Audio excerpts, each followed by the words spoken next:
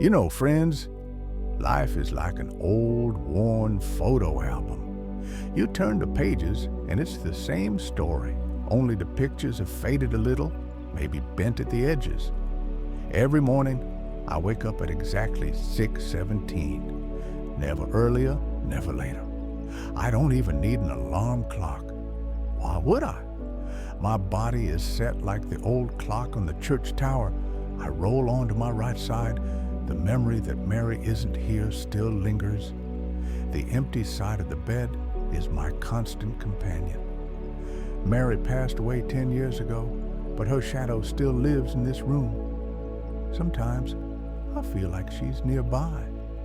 A quiet whisper behind me, the scent of an apple pie she used to bake. In the kitchen, an old copper kettle lets out a raspy whistle. It's both a kettle and an alarm. I pour myself a cup of bergamot tea. It's a small ritual that reminds me of her. Mary always said bergamot tea was the best morning in a cup. That smell, it's stronger than any photograph. I stand there pouring boiling water into the cup, and for a moment, she's there, laughing, joking, running barefoot around the kitchen, not believing in serious men with ties. Of course, it's just steam rising from the tea, but it feels real when inside me there's a hollow space. After my tea, I open the window. The sea air is cold and fresh, salty with the scent of distant waves. I hear the sound of the surf. It lulls me, saying, "You are not alone." This house, Mary and I bought it many years ago when we decided to start over. We left London for this quiet coastal town, hoping to forget the noise of the big city and find ourselves again. And so, our new life began. Calm, almost invisible, like the still surface of the sea. But sometimes I wonder if we didn't just begin here. Maybe we ended. All the important things stayed somewhere in the past. On the table lies a whole stack of letters. Letters I've written but never sent. To my son, to my brother, to friends, and sometimes to Mary herself. Letters are my way of speaking to those who are no longer near, or to those I'm afraid to face. Dear Margaret, I remember your voice. You always spoke too fast, laughed too loud, and left too easily. But honestly, I would do it all again. Even the pain, even the silence after you. I've started this letter many times, but never sent it. Who would read it? In the evening before bed, I take my bench by the sea. Mary and I used to sit there and argue about the future. I let her win back then. That's why we moved here. Sometimes love means yielding, and sometimes it means leaving. I realized too late which one I was. You might say this is boring. Just an old man who can't let go of the past. But you see, each of us is like an old letter, written with so many words, so many feelings. But the letter stays in the drawer, never sent.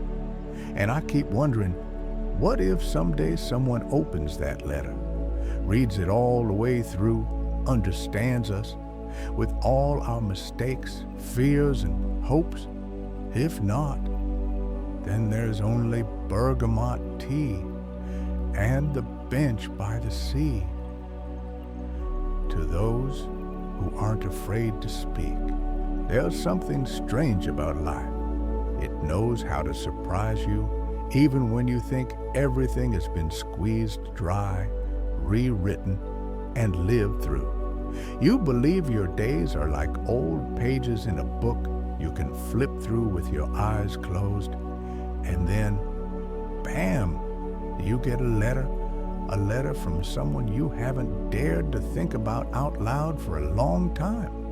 Margaret, my first love, who stayed somewhere back in the past, between the lines and the unsaid words I haven't written to her in ages.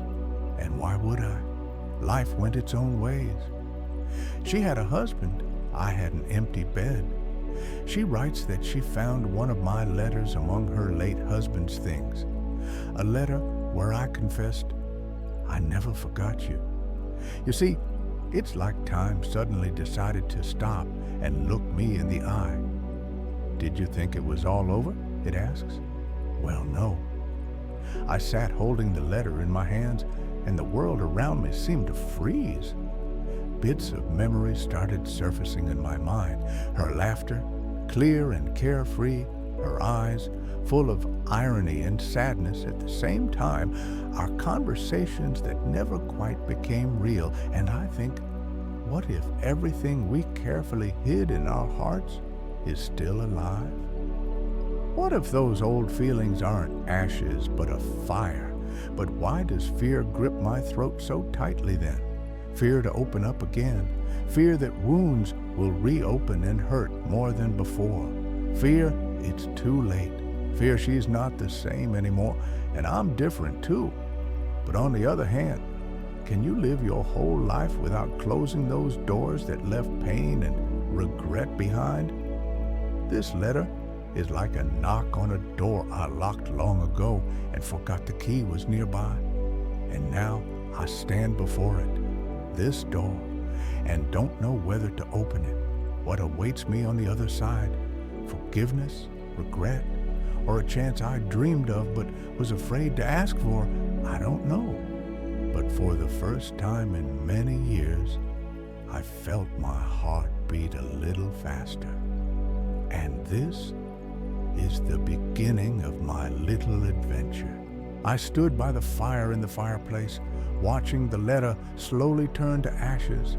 Each spark that rose into the air seemed to carry away a piece of my past, heavy, dusty, and forgotten. But along with that, something tightened in my chest. Why was I so eager to get rid of this letter? Was it fear? Or an unwillingness to disturb the fragile silence that had settled in my life? It seemed to me that the past is better left where it belongs, in the shadows of forgotten days and unsent letters. What good could come now from something that might break my heart again? I kept telling myself, better not to touch old wounds. They will heal on their own. But that night, a dream came to me. Like an old acquaintance I hadn't invited. I saw myself young again, standing in front of Margaret's house. I reached out to the door, but it didn't open. Around me was silence, cold and impenetrable. I woke up in a sweat, my heart pounding wildly. That dream was like a warning, a reminder that doors cannot be closed forever.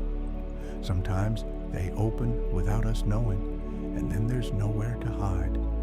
I understood that fear is just a shadow of the past, but am I really ready to let it control my life for much longer?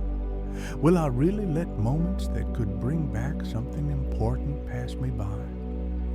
Sitting here now, I think, maybe this letter isn't a call to painful nostalgia, but a chance for a new chapter, a chance to admit to myself that I am still alive, still capable of loving and being loved. But tomorrow I will make my decision. Today, I let the letter burn. The next day, I went for a walk in the park. Autumn had fully settled in. Leaves rustled beneath my feet. The air smelled fresh with a hint of something slightly bitter. I sat on an old bench, the very one where Mary and I once argued about moving to London. It felt as if that place held echoes of those conversations and dreams. As I sat there, a man approached me, probably around 70, with a gray beard and thoughtful eyes. Without asking questions, he started talking. You know, I taught philosophy for many years, and once there was a woman I loved more than life itself, but I never managed to tell her. His words hung in the air like a heavy burden. Sometimes, he said, We're afraid to be vulnerable, afraid our feelings won't be returned. And in the end, we lose not only people, but ourselves. I listened, and at some point I realized that this chance acquaintance had become my mentor, a living reminder that fear can be the greatest jailer. Don't repeat my mistakes, he added. Don't postpone words for tomorrow, especially if they're about love.